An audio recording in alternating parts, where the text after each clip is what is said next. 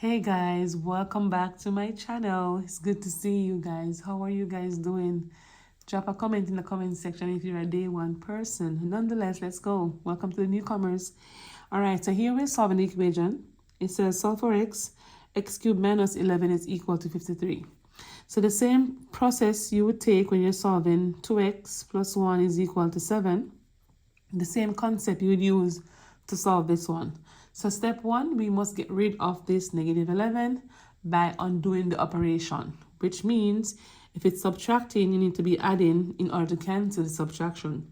So we're going to add 11 on both sides of the equation. So once we add 11 on both sides, we're now going to simplify.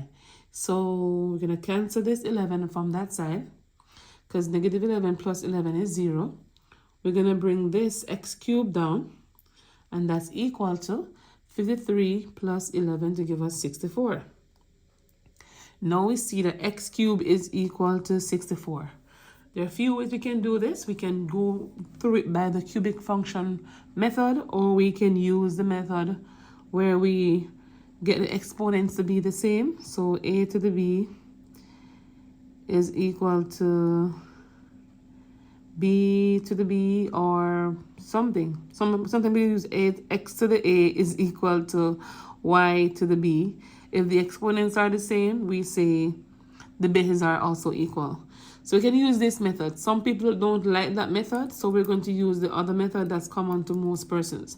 So for that method, we're going to do the cubic root of the function, which says to cancel this cubic function here, we must find the cubic root of both sides.